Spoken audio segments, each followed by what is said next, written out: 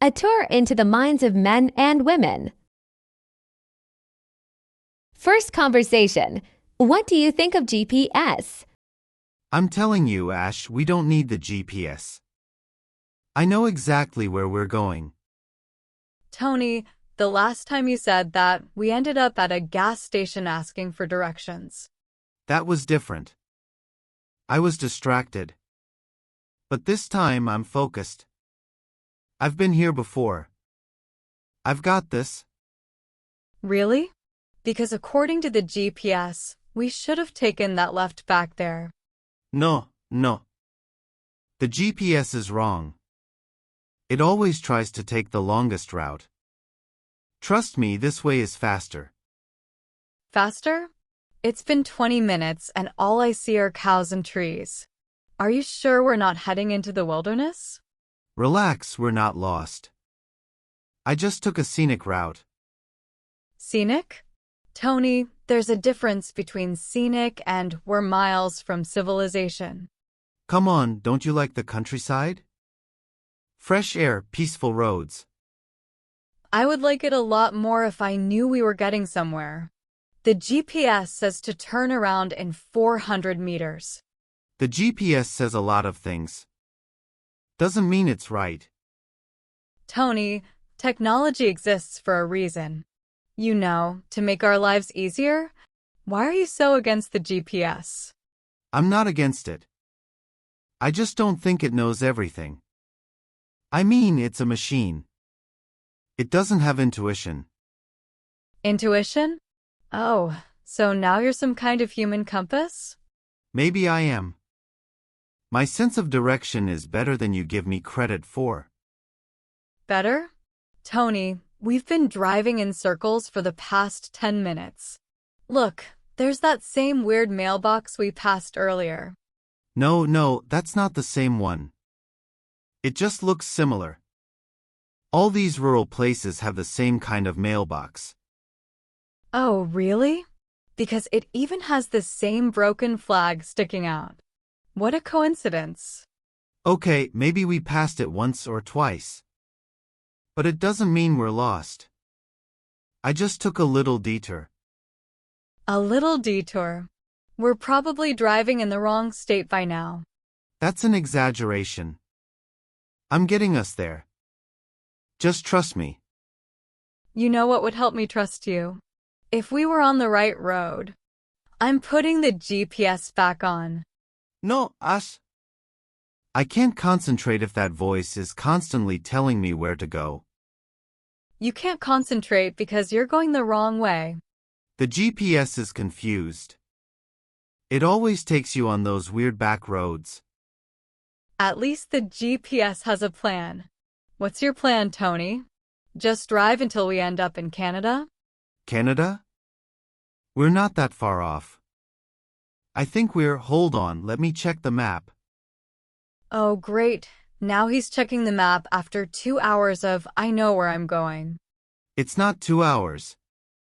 You're exaggerating again. Tony, you don't even know how to read a map properly. Last time you held it upside down. That was once. And it was windy. Yeah, sure. Blame the wind.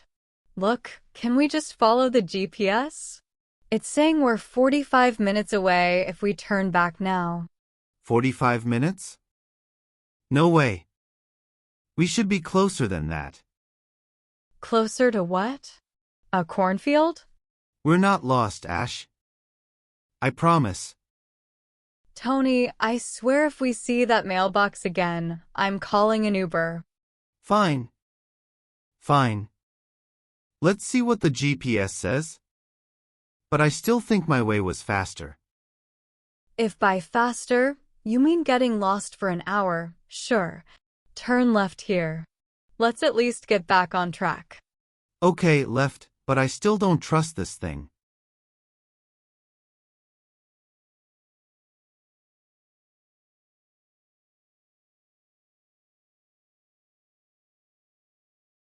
Second conversation. Remembering important dates. Tony, do you know what's happening next week? Next week? Let me think. Oh, come on. It's not that hard. Oh, wait. Is it someone's birthday? No, no, that's not it. Seriously? You don't know? I mean, give me a hint? A hint? Tony, I shouldn't have to give you a hint. It's important. Important? Oh. Is it our anniversary? Yes. Finally. Took you long enough. Of course I knew that. I was just testing you. Oh, please, you are not. You completely forgot. No, no, I didn't forget. I was just, keeping it casual. No big deal. No big deal? Tony, anniversaries are a big deal. I know. I know. I was just kidding. Of course it's a big deal. It's, how many years now? Oh my God, you don't even know the number. I do. I just want to hear you say it first. To make sure I got it right. We've been together 5 years, Tony. 5. Is that so hard to remember? 5. Yes, of course. I knew that. 5 years. It feels like yesterday. Nice try. You really need to work on your memory. Hey, I remember the important stuff. Like, your birthday and our first date and Oh, really? What was the exact date of our first date? the exact date? It was a Friday. Oh, wow, a Friday. Narrowing it down, huh? Okay, it was March. I remember it was cold. We went to that Italian place. Tony, that was our third date. You don't even remember the first? Okay, maybe I'm a little foggy on the details. But hey, I remember the big picture. The big picture? Like forgetting our anniversary? I didn't forget. I just temporarily misplaced the date in my head. This wouldn't be a problem if you wrote it down, like I asked. I don't need to write it down. I've got it all up here. Tap said it's just, sometimes things get jumbled. Jumbled? You should have seen your face when I brought it up. You looked like you were solving a math problem. Hey, anniversaries are complicated. It's hard to keep track when you're having so much fun being with you every day. Nice try, Mr. Smooth. But you're not off the hook. Okay. I'll make it up to you. I promise. Big plans for next week. Oh, really? Like what? Surprise? Tony, you don't have anything planned, do you? I might, or I might just be playing it close to the chest. You'll never know. I think I do know. You have no idea what to do. Look, I'll figure it out. We've got a whole week. How hard can it be? Oh, I can't wait to see what last-minute plan you throw together this time. It'll be epic. You'll see. You'll be blown away. Uh-huh. Just don't forget the date, okay? I won't. I've got it locked in. Next week, what day exactly? Oh my God, Tony.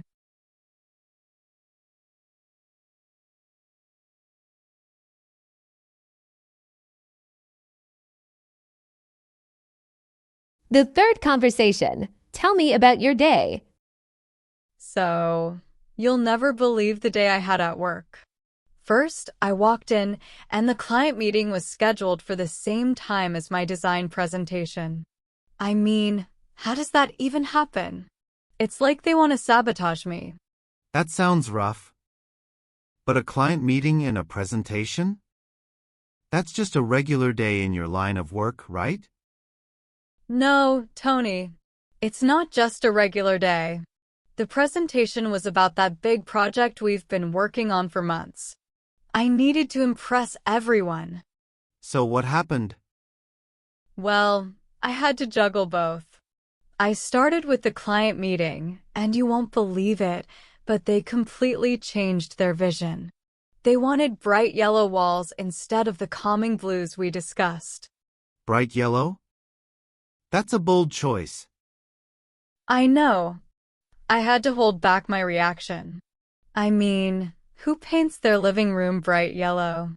But I smiled and nodded, pretending it was the best idea ever. You're good at that. So, did you manage to get through the meeting?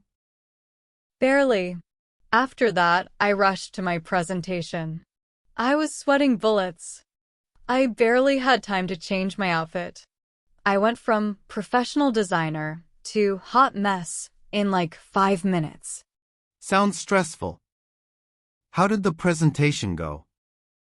It went okay. I showed them the mood boards, and they seemed interested.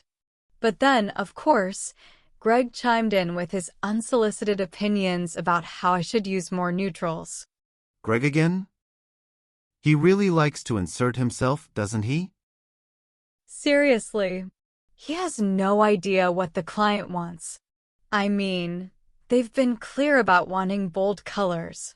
But I had to keep my cool and explain why my choices fit their vision. You handled it well, I'm sure.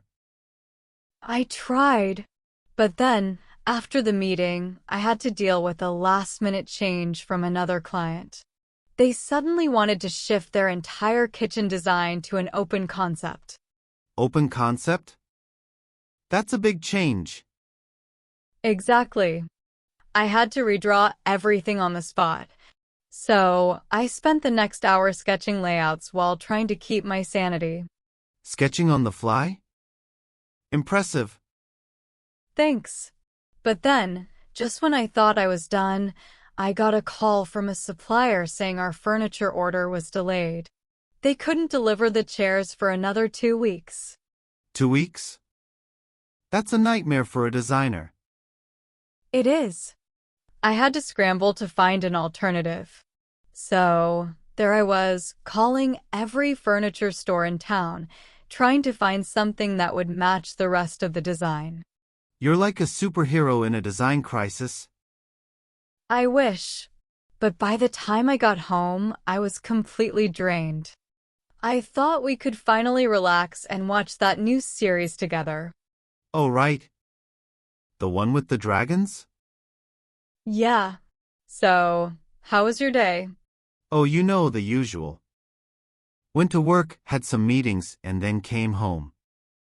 That's it? Just the usual? Well, yeah.